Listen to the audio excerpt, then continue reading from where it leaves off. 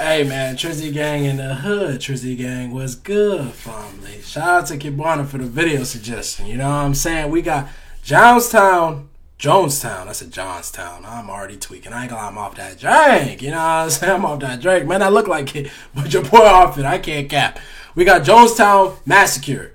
You know what I'm saying? Explain. I think I've heard of this, but I'm not too informed on it. You know what I'm saying? So that's honestly why I'm checking it out, because I don't really know what this is about. I've always heard about it, but I don't know the story. So we finna check it out. We got long videos, so make sure you got your popcorn, bro. If you're new, make sure you like, comment, subscribe. Scary videos, historic videos, basketball reactions, all of it is on the channel. I'm about to start making my playlist so y'all can just find the video, so y'all don't gotta scatter through my whole entire channel to find it, because I know I got a diverse type of channel. You know what I'm saying? I got a bunch of type of shit on my channel. But like I said in my previous videos, I will be starting an Omegle series. So be prepared, bro. It's gonna get wicked in this motherfucker. But let's see what it's talking about, man.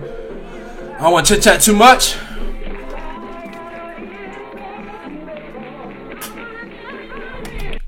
I better not get blocked for this shit. I better not get blocked for this. Because you did just give me a content warning.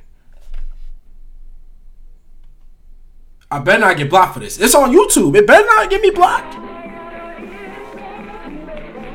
All footage shown is real? Let me turn this up. 1975.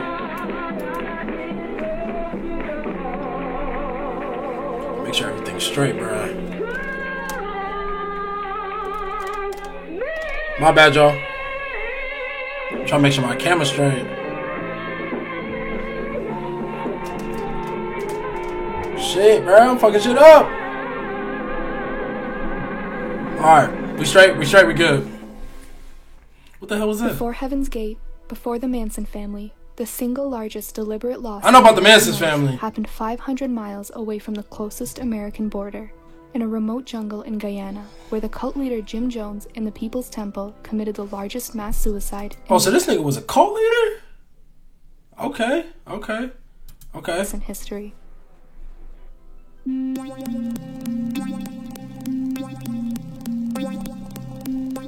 Jim Jones was born May 13th, 1931, to James and Lynetta Jones.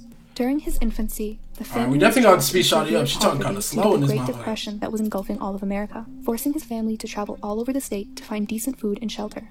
The Joneses finally settled in Lynn, Indiana, where Jones grew up going to church and even made a few friends, but mostly being known as a strange kid. Some family and friends allege that Jones would hold funerals for his pets, and that he even stabbed a cat once. But Jones ignored the name-calling and focused on high school. During his academic years, he was an avid reader of Adolf Hitler and Karl Marx, ingraining a radical mindset from a young age. He graduated with honors in 1948. Yeah, you gotta watch out for the niggas like this, bruh. You studied Hitler? You read books about this nigga, bro? I don't even know who the other nigga was. I know he wicked, though, if he in the same conversation with Hitler, bro. How did nobody keep tabs on this dude before he even graduated, bro? He's reading books about Hitler, bro. I know that might not seem like nothing, but I know damn sure I'm not reading a book about Hitler. I might watch a movie, fuck it. But reading a book, and then whoever the other dude was, bro, you gotta keep tabs on niggas like this. The America that a young Jim Jones had grown up in, and the America that a now lonely 20-year-old Jim Jones found himself in, were polar opposites. Between a childhood living in a shack to a booming post-war economy, his 20s saw a country obsessed with spending and consuming. You can help me out, will you? Harold hates my coffee. What kind do you use? Instant Folgers. Instant Folgers? Tastes good, it's fresh perked. Jones disapproved of all of this, opting instead for a life of necessity and community, headed by a communist government. In 1951, Jones joined the Communist Party of Indiana and wanted to introduce more people to the teachings of communism. But at the time, anti-communist sentiment in America was at an all-time high. In recognizing a communist, physical appearance counts for nothing. If he opens I ain't gonna be pausing, y'all. A communist, we take his word for it. If a person consistently reads and advocates the views expressed in a communist publication, he may be a communist. Senator Joseph McCarthy's anti-communist politics was making it very difficult and dangerous for anyone to identify as a communist. One communist on the faculty of one university is one communist too many. And even if there were only one communist in the State Department, even if there were only one communist in the State Department, that would still be one communist too many.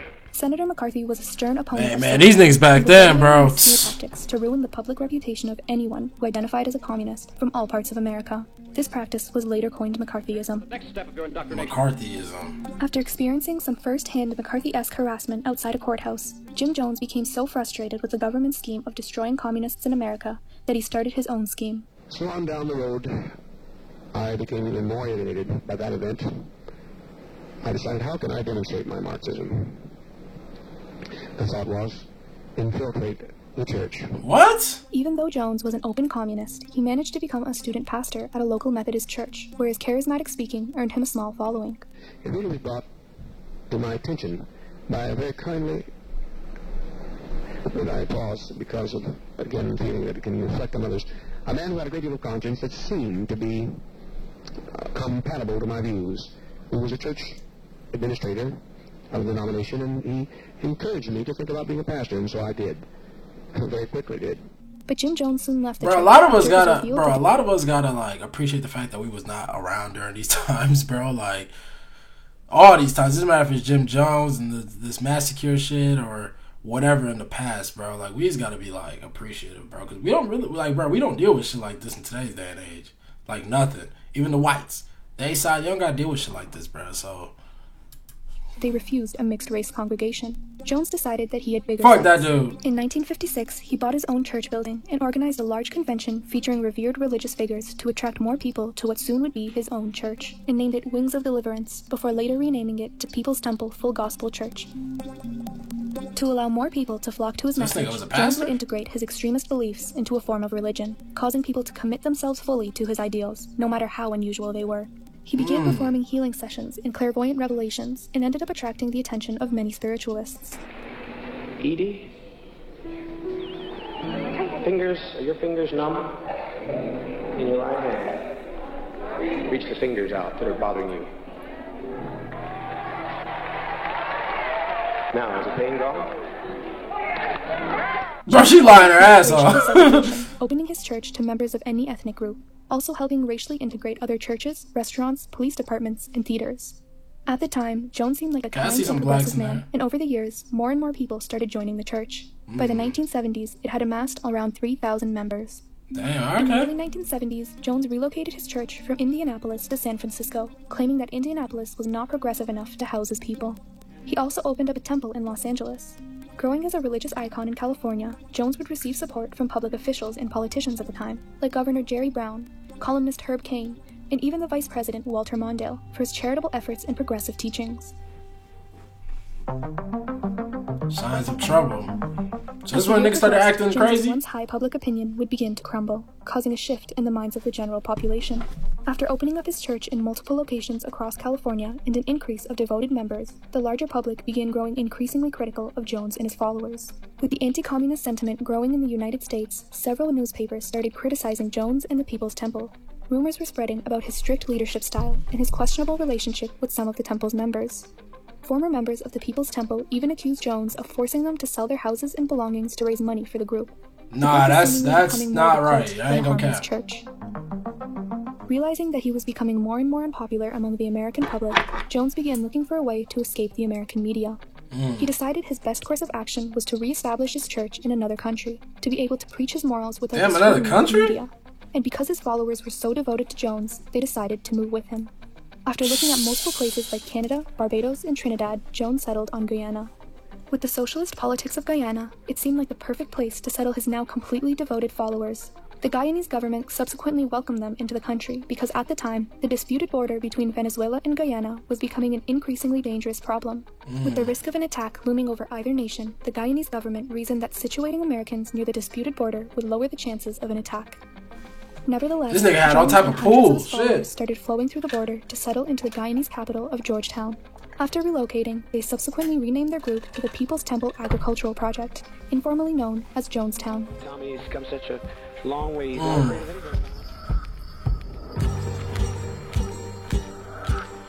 Jones would portray Jonestown as a utopia or a socialist paradise, away from all the pressures of the American media. What the members is it did good? not know, however, is that Jones had restricted their visas, effectively barring any of them from leaving the country and returning back to their lives in America. By curtailing their visas, what was everyone nigga became on? completely reliant on Jones for everything, including news of the outside, emotional and spiritual support, as well as basic everyday needs, thus allowing him to become the only channel of knowledge in their completely isolated society. So he just wanted control, like crazy control. People, which will soon be our hope line. Life in Jonestown was bleak. Jones would force his followers to watch Soviet propaganda documentaries and would give lectures about the revolution and alliances with the Soviet. An ex-cult member, Deborah Layton Blakey, recalls that, frequently, at temple meetings, Jones would talk non-stop for hours. At various times, he claimed that he was the reincarnation of either Lenin, Jesus Christ, or one of the variety of other religious or political figures. That's when somebody should have, you know what I'm saying? I don't advertise, taking somebody out of this world, but that's when somebody should have pulled the trigger, bro. You is not Jesus, gang. Or whoever the other people is, bro. Like, if I hear somebody say that, bro, I already know you crazy. If I hear somebody say that, gang, I already know what type of timing they on, bro. Like, real talk. Members would work 6 days a week with near 12-hour shifts every day. Oh my only an hour for gosh. lunch. Even then, much of the food needed to be imported, and on some days, the only thing that would be served was rice and beans. Bro really wanted to rule the world. These are potato chips made from plantain, and they're more delicious. They're a combination of a potato chip and a French fry. And radishes, If you don't know what you're missing down here, they make their own buns and hamburgers and the leafy green vegetables. By the way, we just won first prize from the national government of Guyana for our leafy green vegetables. Here are the people at the table eating an afternoon snack. You see Pepsi-Cola's here for 3 cents, American money. That's crazy. Appetizing, doesn't it? I can't get anybody to go home with me. The members, including 3 Jones, cents? lived in small communal houses woven from truly palm. Couples would even surrender their children to communal care, sometimes only being able to see them briefly at night. Jonestown was surrounded by armed guards, patrolling the area to enforce rules. If a member was caught trying to escape, they'd be injected with various drugs as part of an extended care unit. In fact, What? Jonestown contained thousands of doses of depressants, enough to inject the entire population of Jonestown hundreds of times. Wow. Although, even with all of these seemingly horrible rules, when interviewed by the American Embassy, none of the 75 people questioned said that they wanted to leave Jonestown. Because they can. If you say that shit, it's GG's. Oh, I should say I am. I've never been any happier in my life. You want to stay? Definitely. I certainly do. And you girls? That's sad, bro. That's somebody's grandma, bro. That's somebody's grandma, man. And she couldn't say no. Or else it's GG's for her. I love staying here. I'm getting trained in obstetrics. I'm a laboratory technician. I find my work very fulfilling. I made my cam a little bigger or something. I like this place much better, and I won't want to go back there. I just like to be here with the rest of my friends and stuff. Cap. You're happy here. I'm very happy here. It's the best place I've ever been. And you? Damn, she got deep ass voice. I wouldn't want to leave here because I have, it's really nice here, and I, got a good education here, and got a lot of friends here. I like it here a lot. They lying. Some people have said they couldn't leave if they wanted to. Do you think you could? Yeah, if I really wanted to, I'm free to go. If I really wanted to, I'd be able to free to go. Would you? Every few nights, events nicknamed White Night rehearsals would be performed. During these nights, Jones would line up the members and give them a drink, usually being punch or Kool-Aid. After the members drank the liquid, Jones would claim that the drink was actually poison, and they would die in 45 minutes. But as the name White Night Rehearsal suggests, the poison wasn't real. Jim started talking about our cause, and he said, this punch is going to be passed out to everybody here. We all drank our punch, and then, he said, you just drank poison. And we will all die right here in the church together as one. The women were just screaming, oh no, my baby, my baby. And others just sat there. And all of a sudden Jim says, that wasn't poison you drank. By this time, Jones had started noticing that some people were expressing thoughts of leaving Jonestown. To counteract the sentiment, he taught his followers to turn in anyone who told them they wanted to leave, allowing members to compete in their level of devotion and fear punishment at any time. Forcing his followers to doubt each other and scheme against each other only elevated their reliance on this nigga was evil. Perceived position amongst them. Like a father would turn in a son, a husband would turn in a wife, a small child would turn in a parent. Wow. There was no freedom to express to one another what was going on. This shit low-key sound like slavery. You know what I'm saying? Like, bro. Suspect. The most forbidden thing to express was to leave. He said, I really want to get away from here, and by Christmas I will be gone. By Christmas, do you want to be gone? By Christmas, do you want to be gone? By Christmas, do you want to be gone? Oh my gosh. Could I go home to make a trip to see my people? I have the power to send you home by Christmas, but it's not on Trans World Airlines. It's It's blasphemy. It's blasphemy to talk about going back when you have not been given any approval.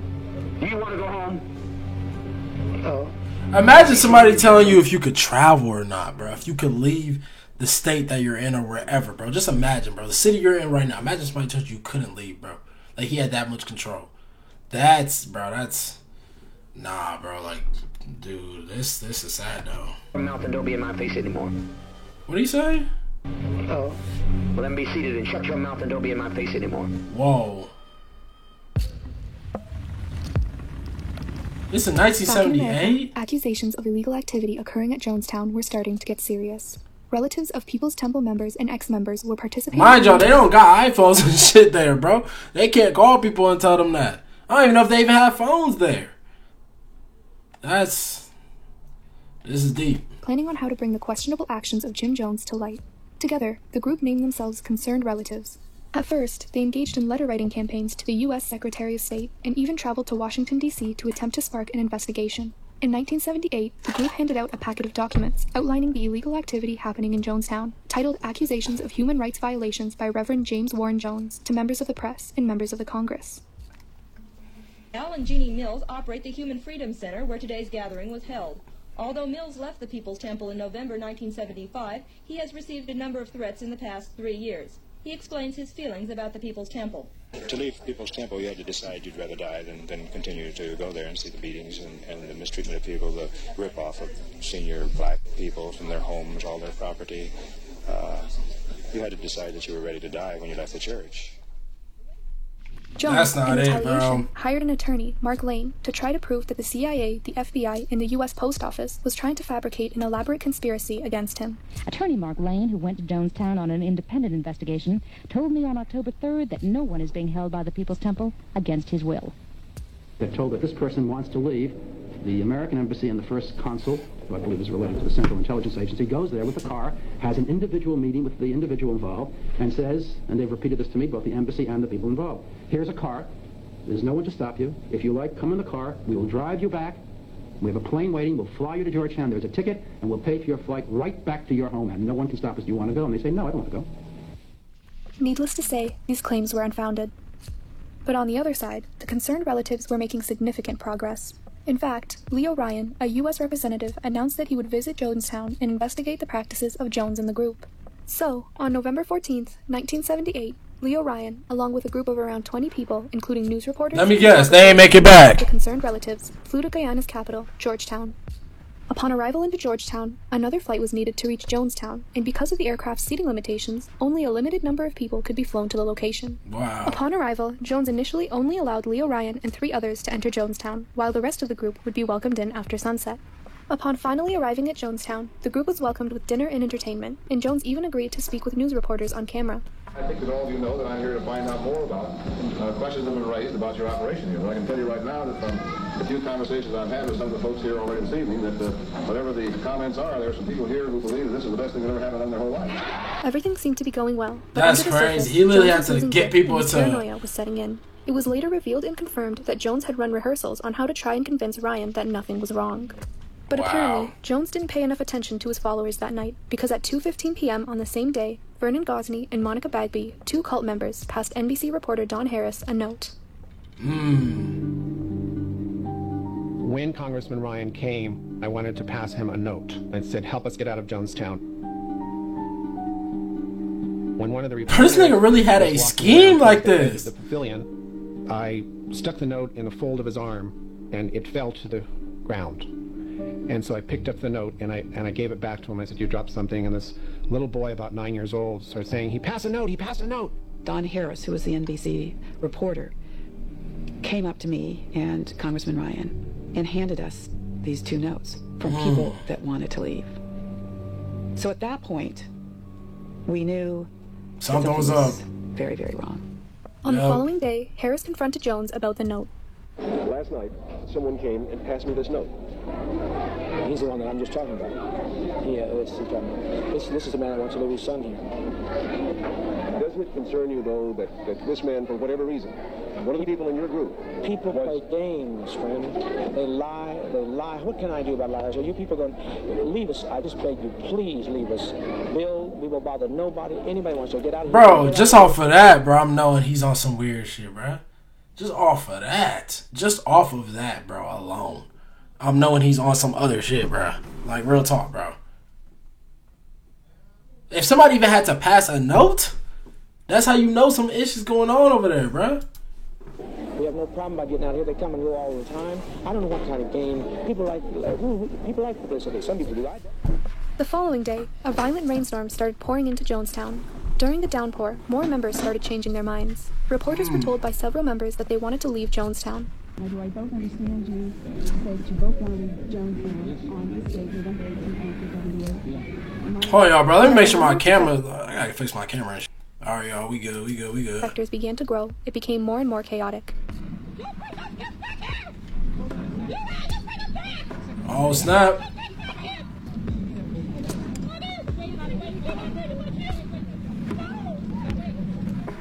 Before Ryan and the delegation knew it, the number of people who wanted to leave Jonestown grew to about 20 people. The delegation was initially only 20 is crazy. Picked up by a 19-passenger aircraft, but with the additional members, they needed a second one.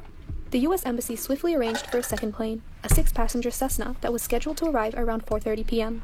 With the transportation prepared, the delegation and the defectors started departing from Jonestown in a truck. Leo Ryan and another flyer stayed behind to see if there were any additional defectors. Eventually, a few others joined them to defect from Jonestown, but members were surprised when one person in particular, Larry Layton, said he wanted to defect. Layton was an extremely loyal Temple member, and it seemed strange that he was demanding to join the group and leave Jonestown. Many other Temple members voiced their suspicions on Layton's intentions, but Ryan and Dwyer ultimately let him join. While the truck was about to depart, a Temple member, presumably angry that too many people were leaving, pulled out a knife and tried to stab Leo Ryan. But before he could do so, other members wrestled him to the ground, disarming him of his weapon. This, along with growing tensions between the delegation and the Temple members, signaled that Ryan and his crew should begin to leave immediately. They arrived at Port Kaituma airstrip, where the planes were supposed to pick them up, but to Ryan's surprise, neither of the planes had shown up. After waiting around half an hour, the planes finally arrived, and the delegation wasted no time boarding the plane. People, bro, they want to get out of there. The 6-passenger Cessna was the first aircraft that was set up for takeoff, and while the aircraft taxied to the far end of the airstrip... I'm surprised Jim Jones even let this many people go. Because they think about it, they're going to go back to wherever, you know what I'm saying, and just start snitching. So it's like, I'm surprised, bro.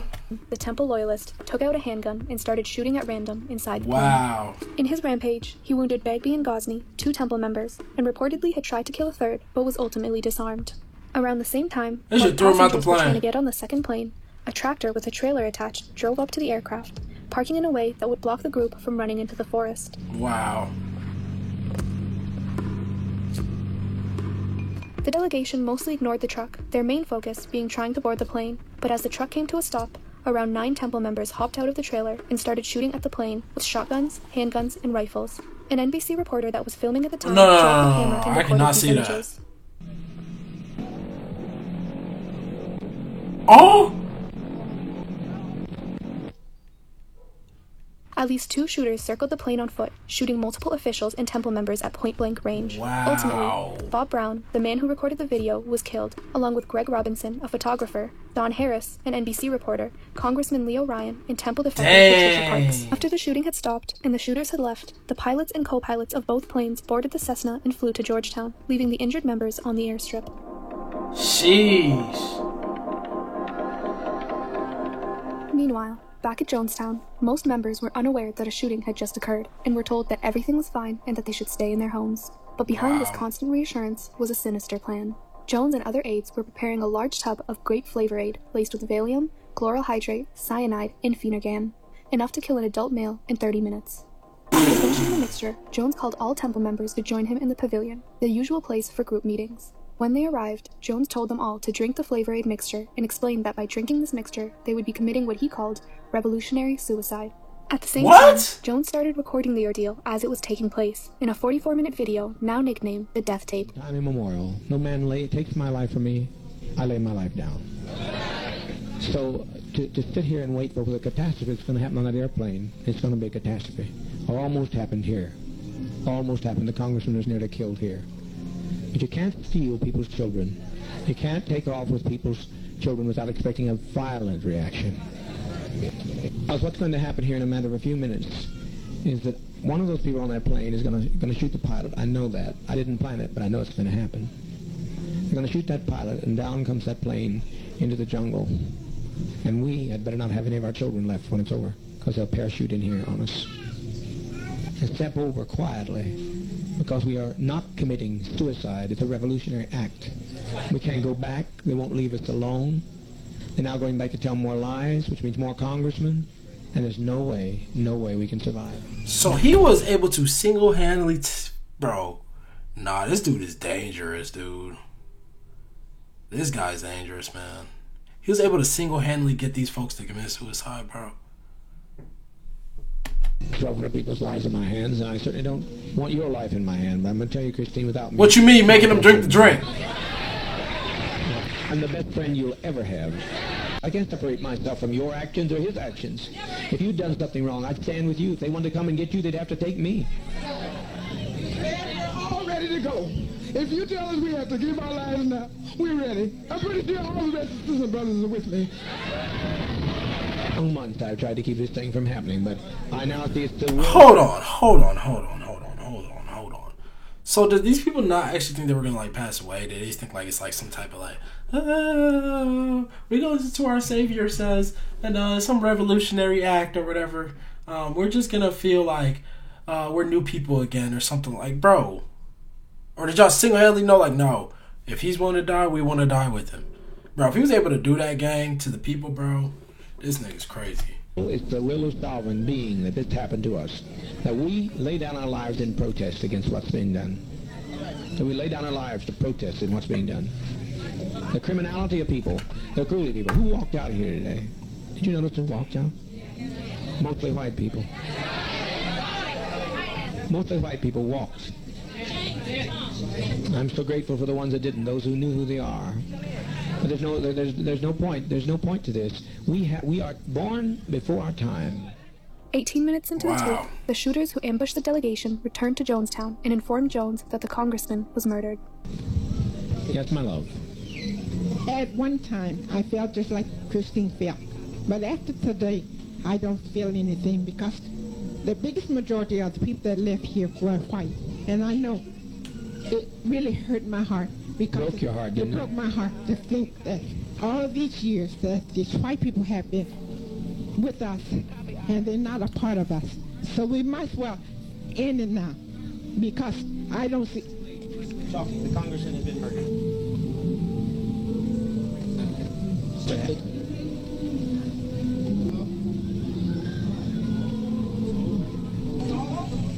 It's all over, all over. What a legacy, what a legacy. But the Red Brigade's the only ones that ever made any sense anyway. So was he about to have all these people drink this drink to commit suicide because he knew that the people was going back to, you know what I'm saying, wherever to go snitch pretty much? But now that congressmen were passed away, they're not about to drink that drink. They invaded our privacy. They came into our home. They followed it 6,000 miles away. The Red Brigade showed them justice. The congressman's dead.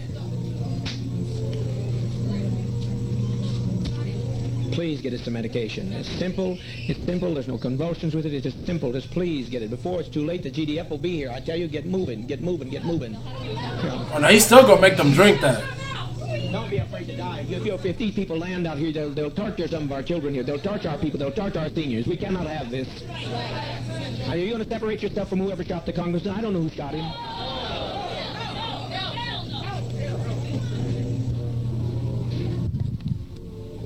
Speaker Pete and those had a right to go, and they had a right to... How many are dead?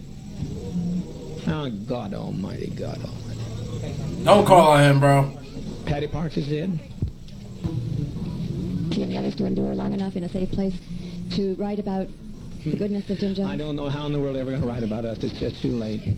It's too late. The congressman's dead. The congress today's dead. Many of our traitors are dead. They're all laying out there dead. I didn't, but my people did. They're not crying from pain. He's scared. He's scared. They're not crying. He know that coming.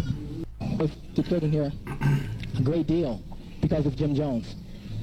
And the way the children are laying there now, I'd rather see them lay like that than to see them have to die like the Jews did, which was pitiful anyhow. And I'd just like to thank Dad for giving us life and also death. And I appreciate the fact, the way our children are going. Because, like Dad said, when they come in, what they're going to do to our children. Like Dad said? And also the ones that they take captured, they're going to just let them grow up and be dummies like they want them to be. And not grow up to be associates like the one and only Jim Jones. Wow. They took us and put us in chains. Bro really brainwashed them. There's no comparison to this. They robbed us of our land, and they've taken us and driven us, and we tried to find ourselves. We tried to find a new beginning, but it's too late. You can't separate yourself from your brother and your sister. No way I'm going to do it. I refuse. I don't know who fired the shot. I don't know who killed the congressman. But as far as I'm concerned, I killed him. You understand what I'm saying? I killed him. Die with respect. Die with a degree of dignity. Lay down your life with dignity. Don't lay down with tears and agony. There's nothing to death. It's like Max said. It's just stepping over into another plane. Don't be this way. Stop this hysterics. This is not the way for people who are socialists, communists to die. No way for us to die. We must die with some dignity. Peace. Bro, this nigga was crazy. Keep your emotions down. Children, it will not hurt if you'll be quiet. If you'll be quiet. Wow. Death is. I tell you, I don't care how many screams you hear. I don't care how many anguished cries. Death is a million times preferable to 10 more days of this life. If you knew what was ahead of you, you'd be glad to be stepping over tonight. It is unclear if any members initially thought that this was just another White Night rehearsal.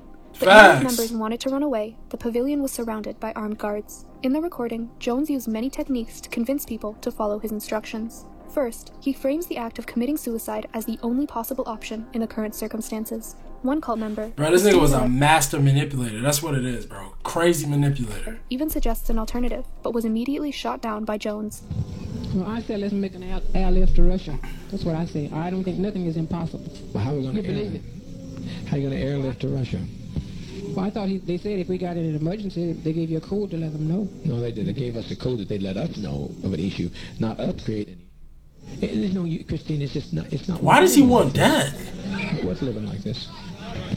I'm telling you, bro, he just wanted all control. For 1,200 people to give them their lives for those people that left. You know how many left? 20 odd. That's a small 20 odd. 20 odd. Compared to what's here. 20 odd. But what's going to happen when they don't leave? You mean the people here? Yeah, what's going to happen to us when they don't leave, when they get on the plane and the plane goes down?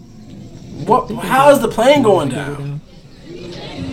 No! I wish I could tell you were right, but I'm right. Jones also frames the act of committing suicide as finally being at peace and escaping the hellish world he claimed they were living in.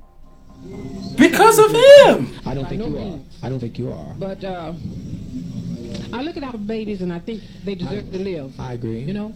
But also they deserve, what's more, they deserve peace. Wow. I came here for peace. And have we had it? No. I tried to give it to you. I've laid down my life practically. I practically died every day to give you peace. And you're still not having Shut up! You look better than I've seen you in a long while, but it's still not the kind of peace that I wanted to give you. As the temple members finished taking the poison, the guards of the temple were called in to do the same.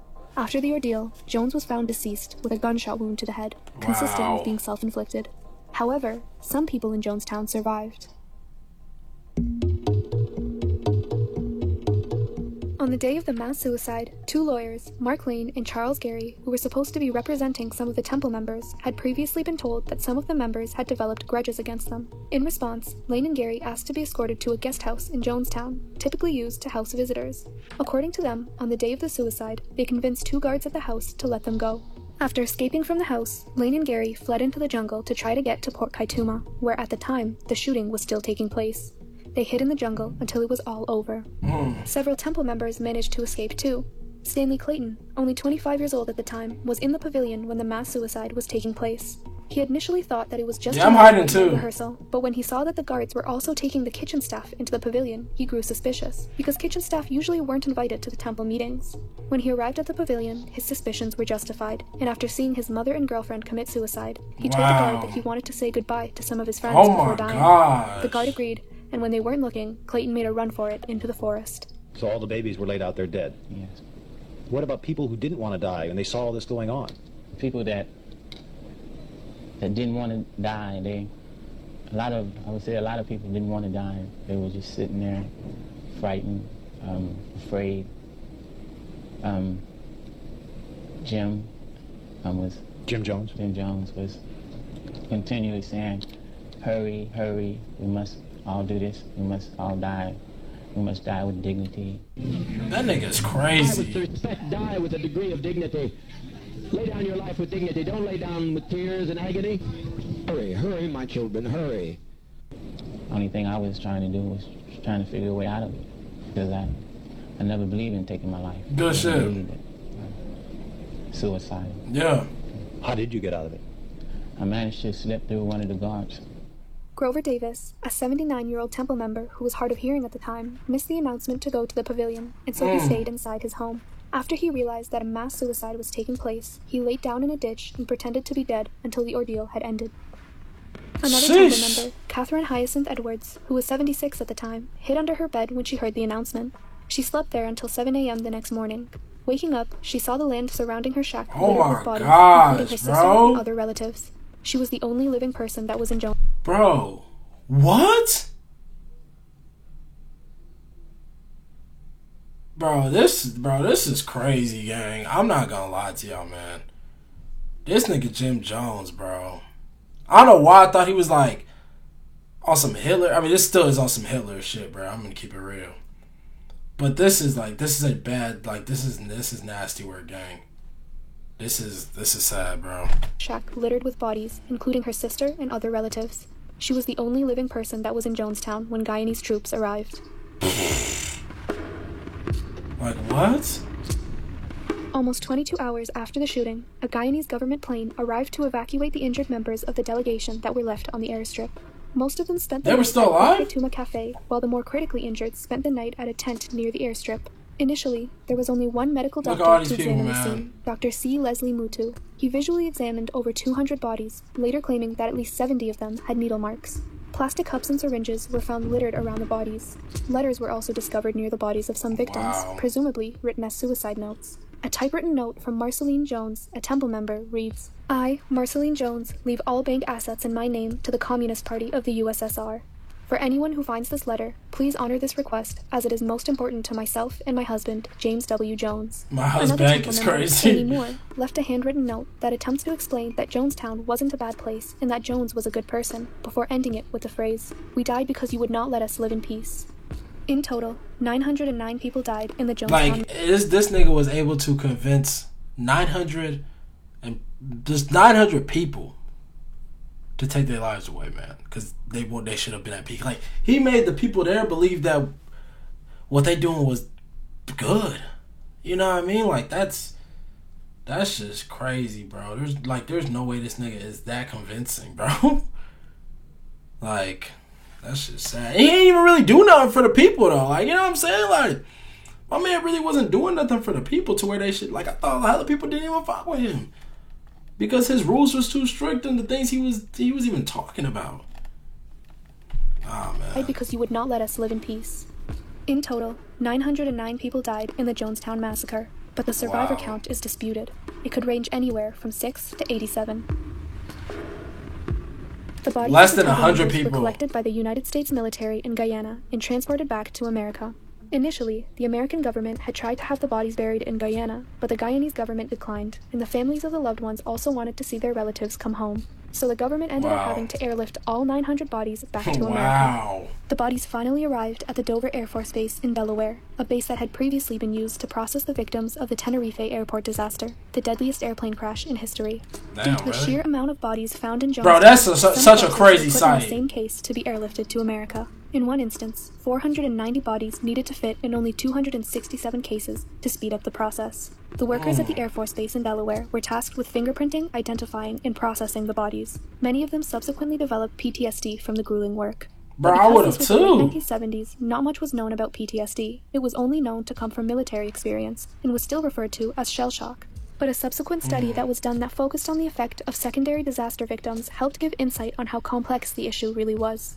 By April of the following year, 1979, more than 300 of the 900 bodies had been claimed by family members and relatives of the victims, but around 500 bodies still remained unidentified, 200 of them being decomposed past the point of identification. Bro, just imagine, bro, half of these people just drank that they remember, because it takes 30 minutes to kill you, bro. That's why you see the bodies just laid out like that, bro, because it's like, folks probably just started dropping like flies, bro. Just started dropping. You start feeling like, drop. You gone. That's literally what it was, bro. Like, this is crazy, bro. Even if bodies were identified or not, cemeteries were reluctant to bury their remains, in fear that it would attract Jonestown sympathizers. But eventually, a cemetery in Oakland agreed to bury the remains of hundreds of victims in a mass grave. Over time, the massacre made its way into mainstream media, popularizing the phrase, "Don't drink the Kool-Aid," referring to the great flavor aid that was used to kill the citizens of Jonestown. Damn. The phrase became an idiom for the act of blind obedience, typically used in a political context. Troubling, because now it's no longer even strategic. It is. Shout out to Obama. You're drinking your own Kool-Aid in a way that I think is. I hear about this now. Maybe Mr. Trump and his near followers, because it's almost like Jim Jones, drink the Kool-Aid and don't really think about anything. Just drink the Kool-Aid. Although the phrase has been diluted to a simple pop culture reference, the history of it holds a heavy weight. With over 900 dead, 1/3 of them being children, the Jonestown Massacre will continue to be the most devastating mass murder-suicide in American history. Nah, bro, bro, fuck that nigga Jim Jones, bro. He's dancing with the devil right now, bro. Because that's bro, I can't even explain, how you have to have that much pull. How do you have that much pull to convince folks to do this shit, bro? You know what I mean? It doesn't even seem real, bro. And it's the fact that I never really even knew about this. Like I told you, I've always heard about it, but I've never known, the backstory on it and stuff. This dude, I'm pretty sure I probably learned about this in sophomore year in history, but, bro, I ain't gonna lie to y'all, bro. Every year in history of high school, bro, I fell asleep, gang. And I never got in trouble for it, so that's my bad, but this was definitely heartbreaking, though. I'm not gonna lie, man. All these people's lives taken away because of dumbass Jim Jones was a bussy. You know what I'm saying? This shit sad, bro. But shout out to Kid, bro, for the video suggestion. Keep spamming me video suggestions like this, bro. We're gonna get them out the way. Road to 10K. This shit was crazy.